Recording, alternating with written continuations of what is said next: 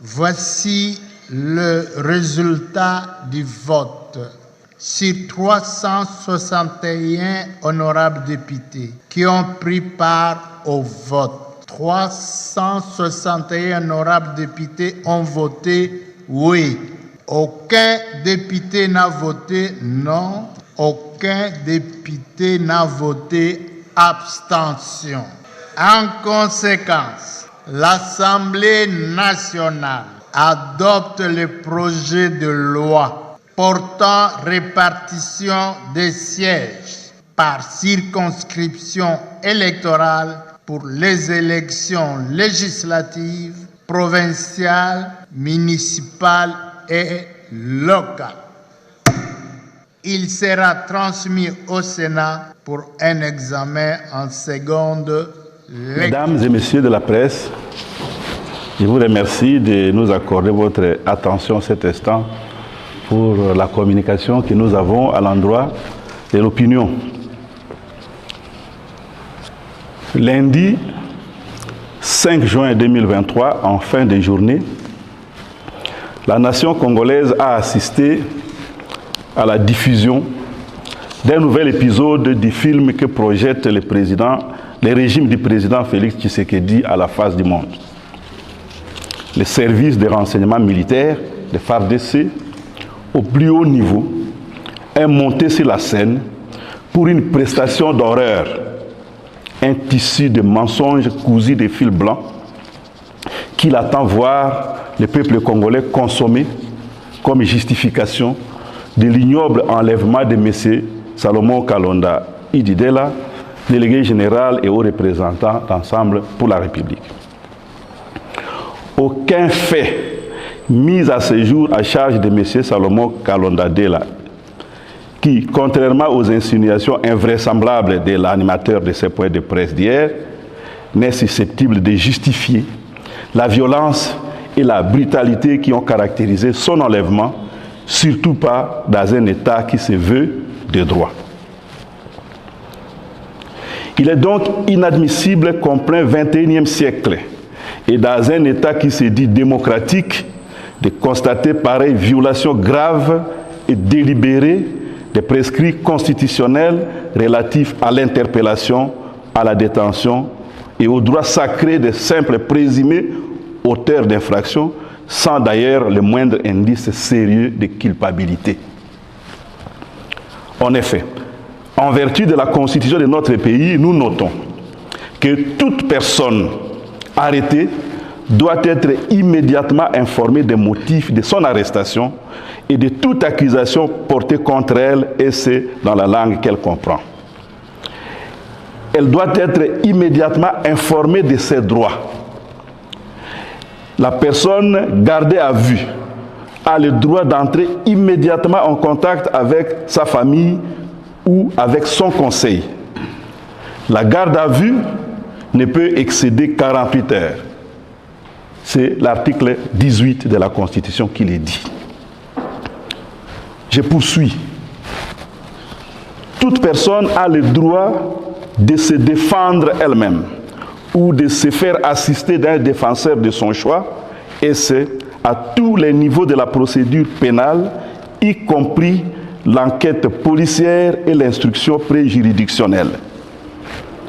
Elle, cette personne, peut se faire assister également devant les services de sécurité.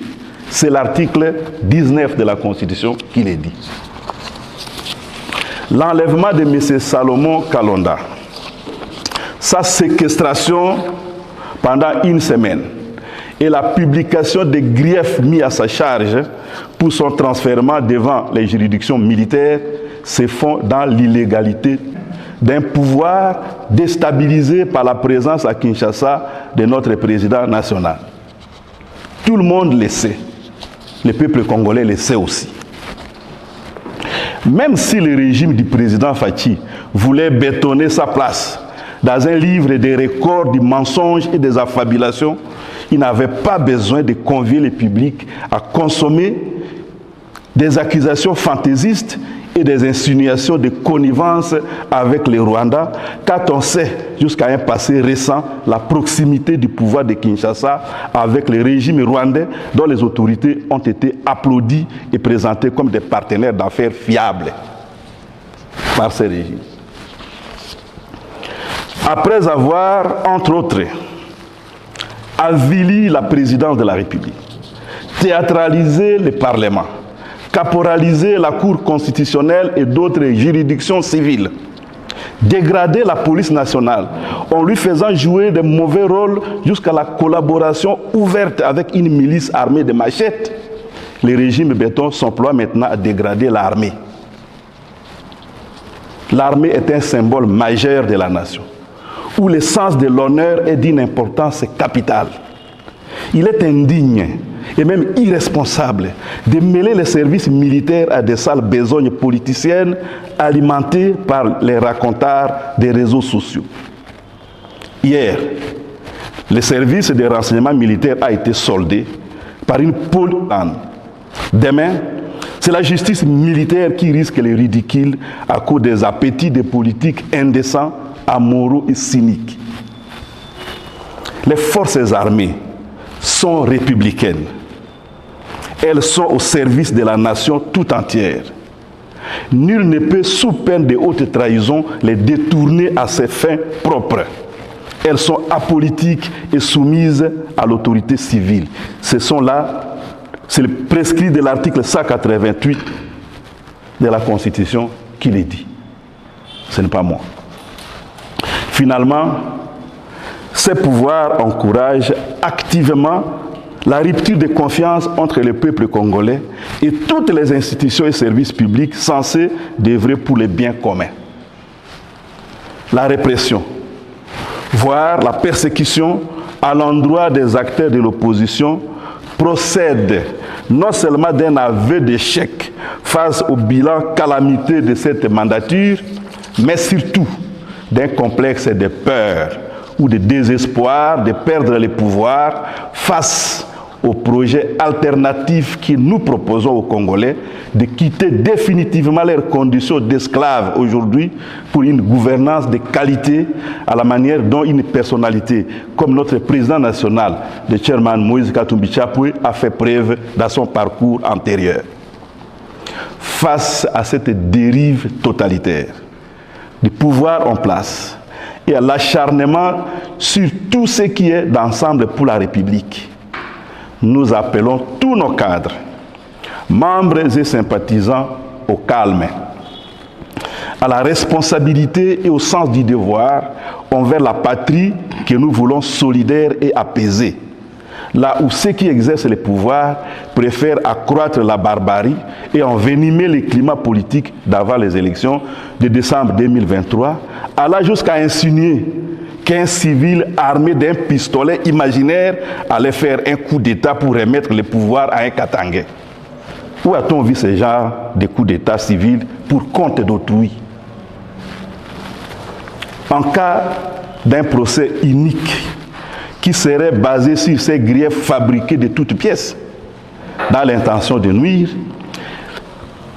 les avocats d'ensemble pour la République ne manqueront certainement pas de faire prévaloir la vérité et de démontrer que ces accusations sont dénuées de tout fondement. Le peuple congolais a le droit d'être correctement et suffisamment informé de l'incapacité, la méchanceté, les injustices et la volonté de nuire qui caractérisent ces régimes. Nous appelons à la mobilisation générale de tous les Congolais consciencieux et responsables dans un élan national de solidarité pour faire échec à une dérive dictatoriale et aux égarements de ces régimes incompétents, prébandiers, intolérants, racistes et tribalistes, nocifs à volonté, incapables dans tous les cas de s'occuper des problèmes vitaux du peuple congolais. Mettons tout en œuvre pour que le peuple congolais, dans sa souveraineté, s'engage à rejeter ce qui nous apparaît de plus en plus comme un conglomérat d'opportunistes et d'aventuriers politiques sans idéal. Les rejeter dans les poubelles de l'histoire. Je vous remercie de votre attention. Fantaisiste et des insinuations de connivence avec les Rwandais, quand on sait jusqu'à un passé récent la proximité du pouvoir de Kinshasa avec le régime rwandais dont les autorités ont été applaudies et présentées comme des partenaires d'affaires fiables par ces régimes. Après avoir, entre autres, avili la présidence de la République, théâtralisé le Parlement,